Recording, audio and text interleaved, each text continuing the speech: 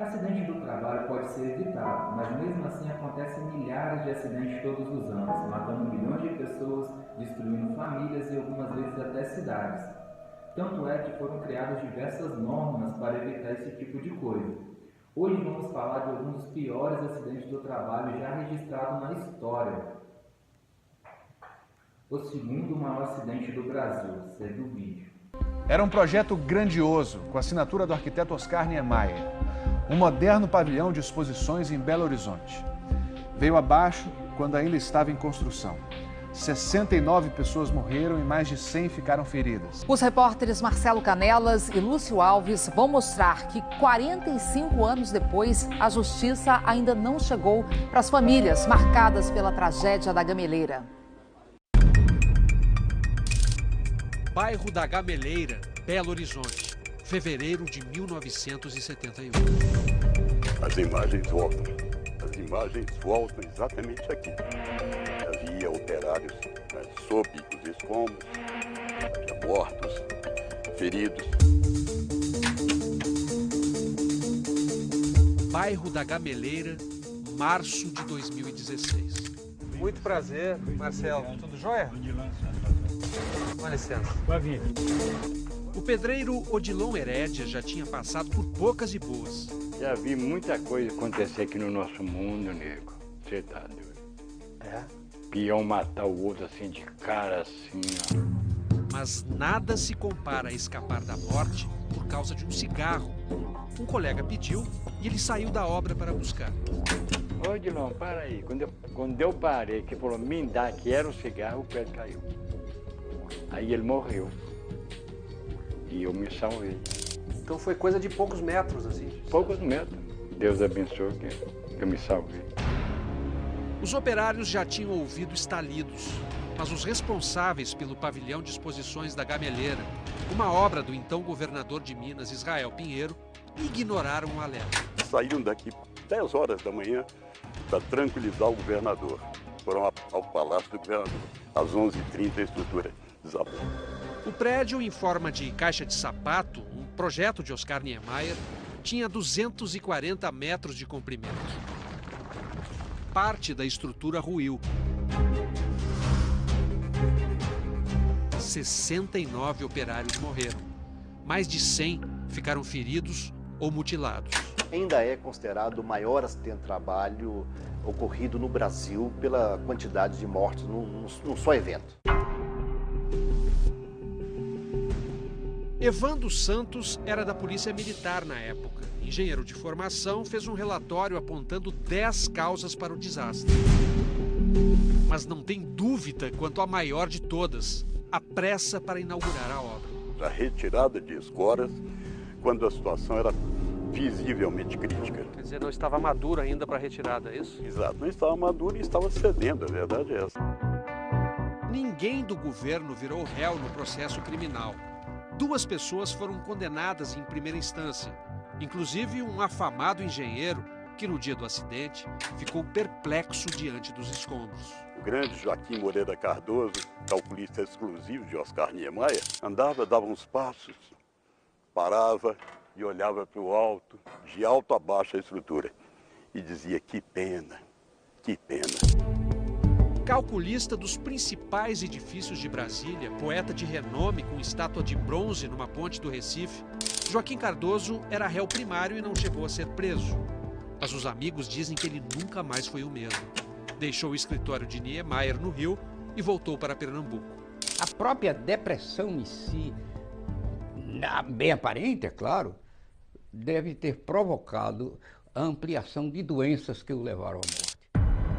Ele morreria em 1978 sem saber que todos os réus seriam absolvidos em segunda instância. O processo criminal foi concluído em 1987, 16 anos depois da tragédia, sem apontar culpados. O que ninguém sabia é que esta seria também uma das mais longas demandas trabalhistas de que se tem notícia.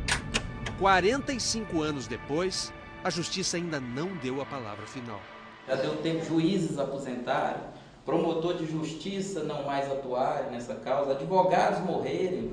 O governo de Minas tentou evitar o processo civil a todo custo, criando uma comissão para discutir a indenização com as famílias. Para os advogados das vítimas, o Estado conduziu os parentes a um engano. A pensar que essa comissão tinha um poder de ressarcir e reparar os danos experimentados por essas pessoas. Então, essa comissão, após 13 anos, os autores descobrem que jamais seriam pagos. Em 1984, 72 pessoas, entre sobreviventes e parentes das vítimas, entraram na Justiça Comum, onde casos desse tipo eram decididos na época. Depois de passar por vários juízes e tramitar por 20 anos, o processo terminou. O Estado de Minas Gerais e a construtora Sergem foram condenados em 2004 a indenizar todas as famílias. A decisão foi do então juiz José Afrânio Vilela, que hoje é desembargador. Ele não quis gravar entrevista porque os réus recorreram. Mas os especialistas consideram a sentença dele um exemplo de reparação justa e humanizada. Acidente não acontece por acaso, acontece muito mais por descaso, né? O trabalhador sai de casa e vai ao trabalho para ganhar a vida, não é para encontrar a morte, mutilações ou doenças.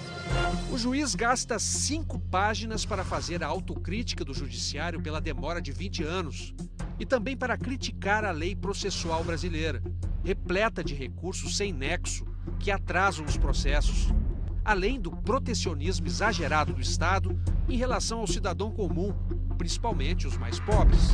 O curioso é que na sentença ele se pergunta onde estão os chefes, onde estão os diretores, onde estão os engenheiros entre as vítimas. Não há. São trabalhadores braçais os que morreram simplesmente. Talvez por isso tenha demorado tanto, né? Que são pessoas com pouca capacidade de mobilização.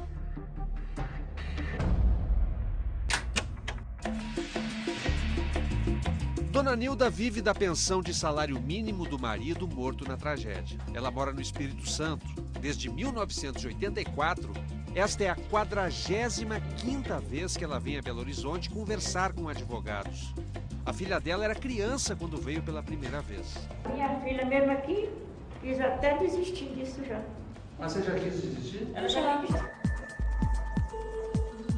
Sua mãe já está nos 70 praticamente, não recebeu. Você já está chegando nos 50. Eu falo, seu filho, meu filho, se você ter ideia, meu filho já está com 31 anos de idade. O meu filho, neto dela. Em 2006, quando o Tribunal de Justiça de Minas Gerais confirmou a sentença do juiz, negando o recurso do Estado e da construtora, Dona Nilda se encheu de esperança.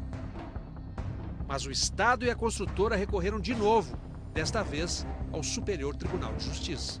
Enquanto tiver meios de manobra para protelar essa indenização, o Estado vai exercer como tem feito. O recurso chegou ao STJ em 2009. Desde 2013, está nas mãos do ministro Sérgio Cuquina, o relator. Ele não quis gravar entrevista, mas disse que vai dar um parecer ainda este semestre para que o processo seja levado a julgamento em plenário.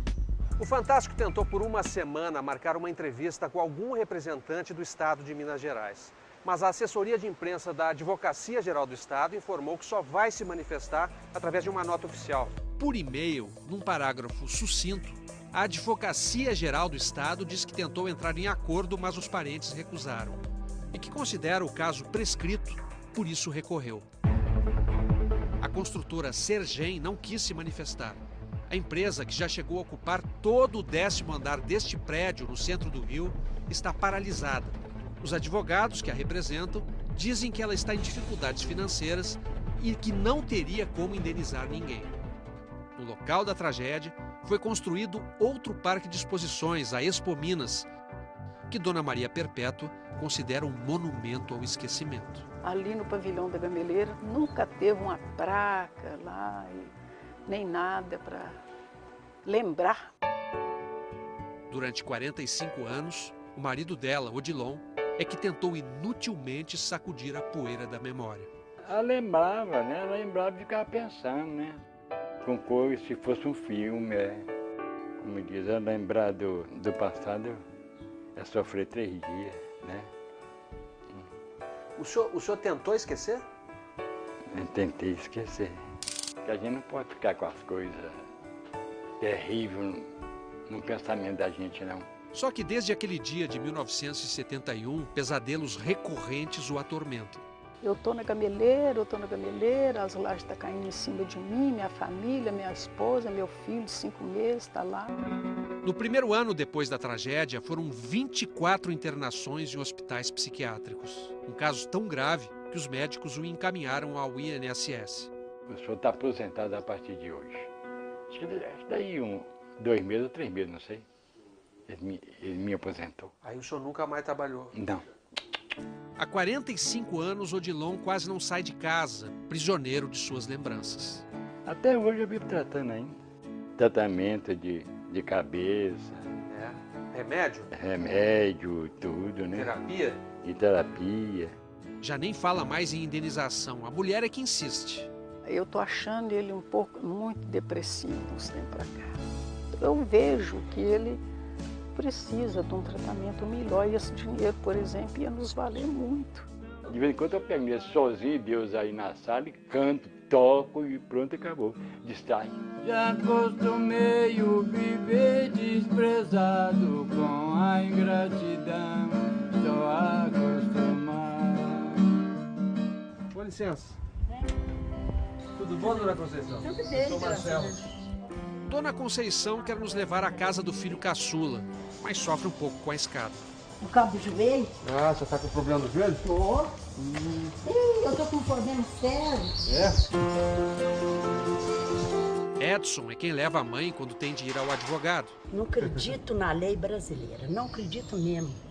Você vê, esse menino aqui tava mamando no peito. A idade que tem, você vê? Você tá com quantos anos agora? 46. 46. Um bebê de colo e outros 3 filhos pequenos, a morte do marido foi um baque. Como é que a senhora recebeu a notícia da morte dele? Aí eu escutei pelo rádio. Ah, foi pelo rádio? Foi. Ninguém da empresa apareceu, nem do governo. Até no reconhecimento do corpo ela teve de ir sozinha. Eu conheci ele pela roupa, assim, o colarinho da camisa, sabe? E essa beirada assim, das roupas abertas, sempre fica mais dropado, né? Ela insiste com o processo na justiça porque quer uma alternativa ao posto de saúde. Convendo para mim ter um lugar de eu consultar, ao menos no resto da minha vida, né? Vocês tudo sabem como é que é o posto desse Brasil, né? Mas quando viu que ia demorar e que um salário mínimo de pensão não dava, resolveu agir. Quando eu vi que eu não aguentava, eu saltei fora, fui lavar roupa. Lavava para 17 famílias. E foi trabalhando para 17 patroas que a lavadeira criou 4 filhos. Todos estudaram, todos trabalham, todos perto dela. Cada um com seu pequeno negócio, cumprindo obrigações, pagando impostos em dia. Um dia você deve o Estado, feito até sua cueca, se você pagar eles. Quando eles devem a gente, eles estão nem aí. Pior do que a descrença, pior do que a saudade. É o retrato dele. Ah, tá aqui ele. É. E eu, a mais senhora ele. aqui. É, eu e ele. Pior do que a falta. Talvez seja a demora que nenhum deles consegue entender. Porque não está podendo pagar, né? Não está podendo indenizar. Então, fica, quando Deus puder, eles pagam, né? O Estado sabe muito o que está passando, o que aconteceu com nós, né? Um dia não será tarde. Quem espera alcança. Agora é o maior acidente industrial do mundo.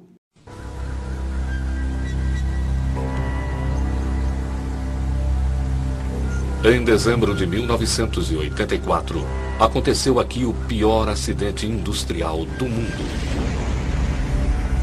Esta fábrica liberou uma nuvem química que matou milhares de pessoas em apenas poucas e aterrorizantes horas.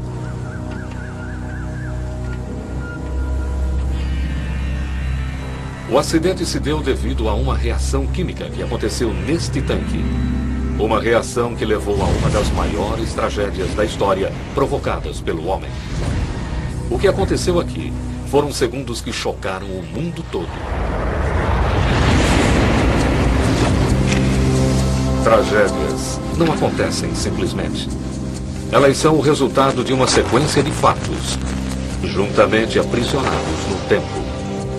A ciência por trás do que deu errado está escondida nestes últimos segundos. Últimos segundos. Gás da morte. Versão brasileira Centauro. A cidade de Bhopal fica à beira de um grande lago, quase exatamente no centro da Índia.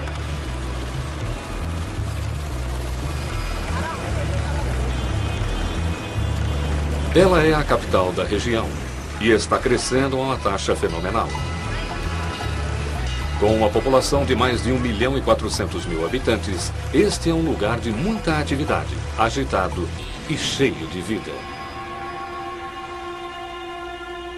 Mas no dia 3 de dezembro de 1984, Bhopal foi o cenário de uma catástrofe em uma escala sem precedentes, na qual pelo menos 3.000 pessoas morreram asfixiadas em uma nuvem de gás.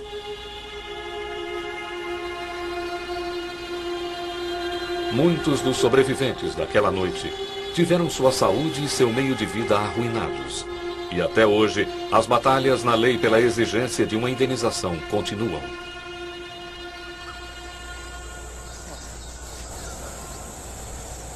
O gás assassino é chamado de metil-isocianato, ou MIC.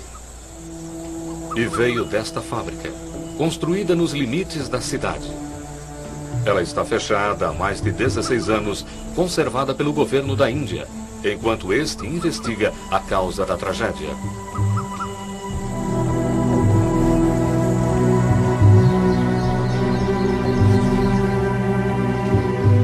Talvez a peça mais terrível daqui seja o receptáculo por onde o veneno escapou, agora desenterrado de sua localização original no subsolo. O gás vazou devido a uma não prevista e incontrolável reação química. Vários funcionários da fábrica concordaram em voltar ao local da tragédia pela primeira vez desde aquela terrível noite em dezembro de 1984, para explicar como eles acham que tudo aconteceu. Eu fui trabalhar na Union Carbide em 71, quando na verdade não havia nada por aqui, só algumas fábricas. Em 1983, nós havíamos construído um dos complexos químicos mais eficientes e seguros da Índia. Mas os padrões já estavam deteriorados há algum tempo e eu fiquei sendo transferido de um setor para o outro. Eu era da segurança e depois fui transferido para a manutenção e foi quando eu decidi sair de lá. Na entrevista antes da minha saída, eu mencionei à gerência que eles teriam problemas se não tomassem uma providência e foi o que aconteceu um ano depois. Construída pela Union Carbide, uma corporação gigante multinacional, a fábrica produzia pesticidas extremamente necessários na época, uma vez que a Índia lutava para produzir alimentos suficientes para acompanhar a explosão populacional. O pesticida chamado Sevin age atacando o sistema nervoso dos insetos e sua produção requer alguns dos agentes químicos mais perigosos. Naquela terrível noite de dezembro, esses produtos químicos ficaram fora de controle. A primeira pessoa a perceber que havia alguma coisa errada, alguma coisa que iria levar ao maior acidente químico da história, foi um técnico chamado VN5. Esta era a nossa sala de controle, mas ela era bem diferente naquela época, quando tudo aqui ainda era novo. Eu examinei o medidor de pressão e então eu percebi que ele estava fora de escala.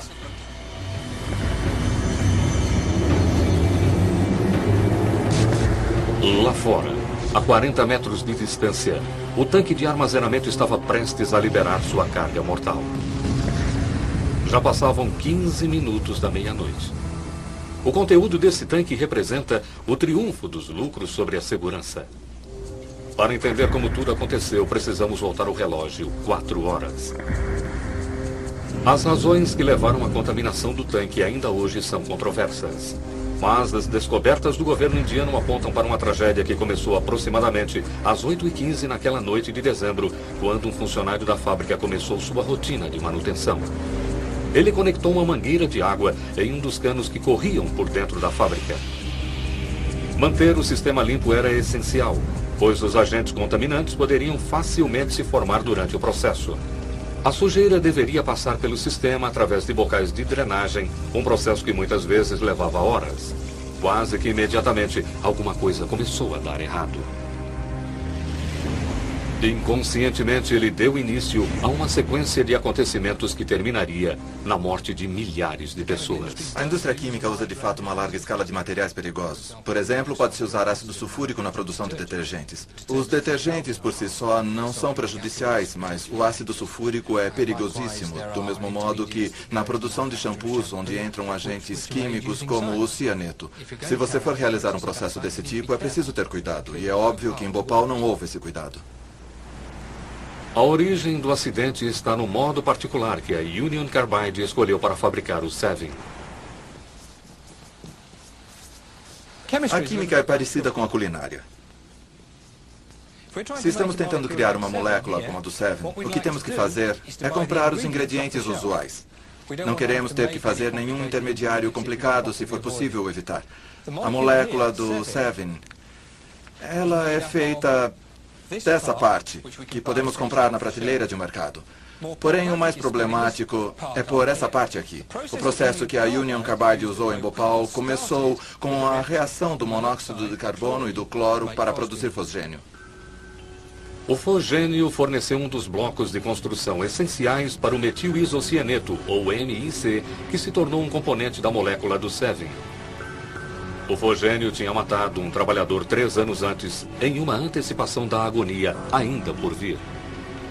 Em 81, Ashraf Khan, um funcionário estava nessa área, usando um capuz com máscara de gás e um macacão de brim. Então o fosgênio respingou nele, ensopando seu macacão. Ele entrou em pânico e correu para o chuveiro. Ele veio aqui, tirou a máscara com o capuz. O fosgênio que tinha penetrado nas roupas evaporou e ele inalou gás e morreu no hospital alguns dias depois.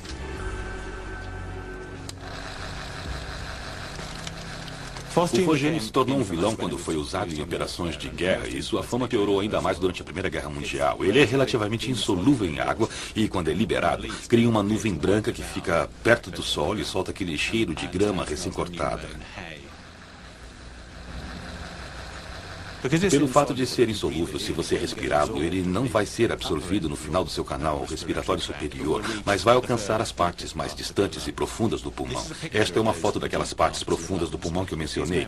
São estas membranas que o fosgênio danifica. Se você aspirar o fosgênio, estas membranas serão destruídas e o sangue vai inundar os seus pulmões. Resumindo, você vai se afogar em seu próprio sangue. Sendo o fosgênio tão letal, a fábrica só armazenava o suficiente para um dia de produção. Dessa maneira, mesmo se o gás vazasse, a escala de problemas seria mínima. Mas o fosgênio, apesar de tão perigoso, era só um dos ingredientes do agente químico que mataria milhares de pessoas. O próximo passo no processo.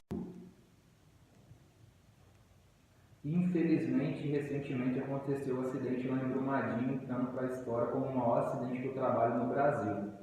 Você sabia que a cada 48 segundos tem um acidente do trabalho? E a cada 3 horas e 38 segundos morre um trabalhador no Brasil? Esses dados são extremamente horríveis. Vou deixar o link aqui para você ver no observatório do SST. Tá joia?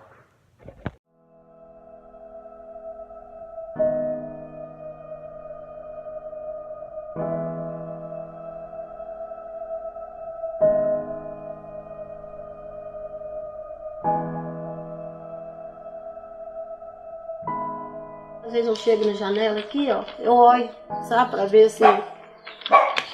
Ai...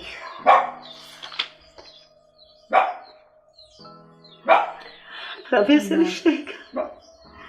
Sabe, pra ver se ele chega aqui. Eu olho aqui, de noite eu olho aqui. Pra ver se ele aparece aqui na minha porta.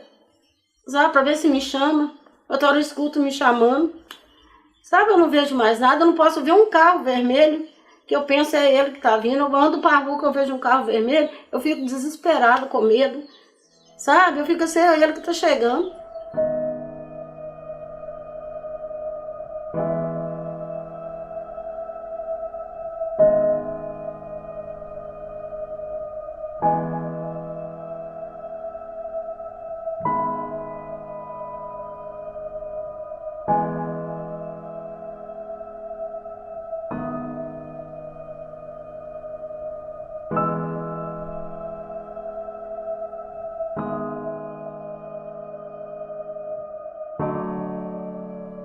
eu tinha vindo almoçar, aí eu tava falando com a minha irmã no telefone, falei pra ela assim, Edna, vou ter que ligar pra Bill, que hoje é aniversário dele, né? Porque a gente chama ele de Bill, mas é o Duane. Aí eu conversando com ela, daí a pouco eu liguei, né, no telefone. Aí não deu nada. Eu falei assim, a Bill tá trabalhando, porque ela é ruim de sinal. Eu falei assim, ela tá trabalhando, depois eu ligo.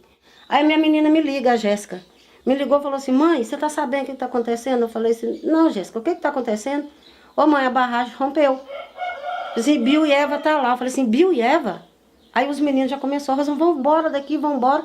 Eu desci essa linha correndo sozinha, né? Eles estavam tirando todo mundo daqui.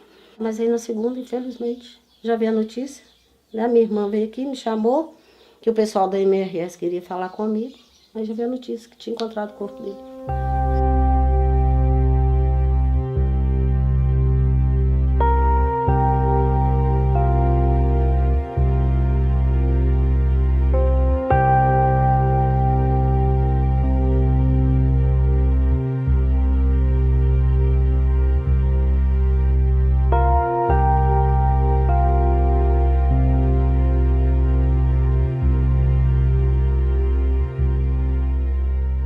O bombeiro encontra meu pai, aí a gente fica, pô, cara, chega na hora da missão, a gente quer encontrar mesmo. Eu levo, todas que eu leio eu guardo, vou deixar guardadinho, porque é um pacto que a gente sente. Mas é bom, é uma motivação muito grande. É uma busca com paciência, que é muito difícil, são detalhes. Aí quando você lembra da cartinha, você lembra que tem alguém em casa, realça ainda mais, né?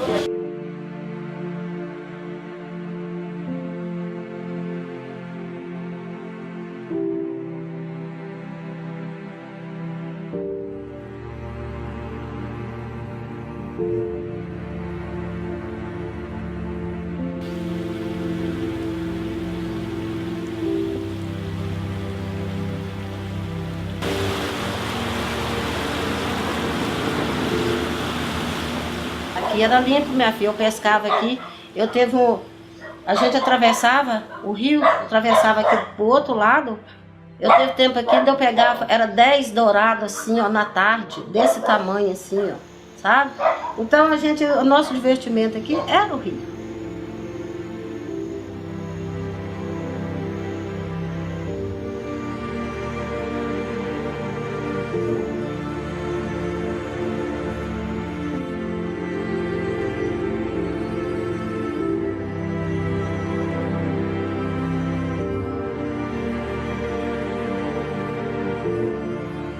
Deixou 3 filhos, né?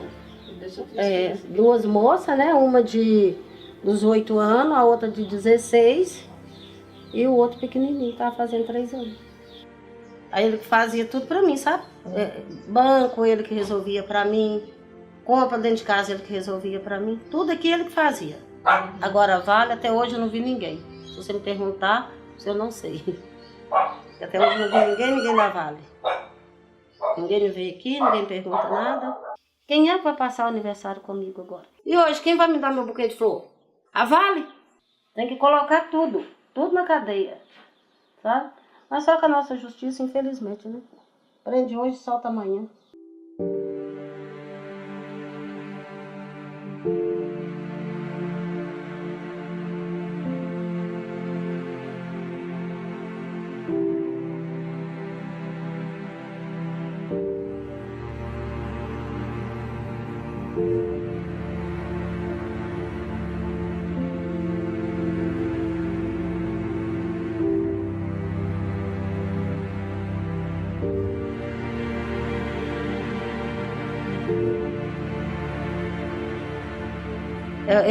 É São Cristóvão, sabe, esse aqui. Aí ele pegou e me deu. Tá aqui, ó. Foi um bombeiro que me deu. Coitadinhos, ainda com todos esses problemas, ainda se preocupava ainda de estar dando alguma coisinha para as pessoas, sabe? Aqui, aí ele pegou e me deu isso aqui.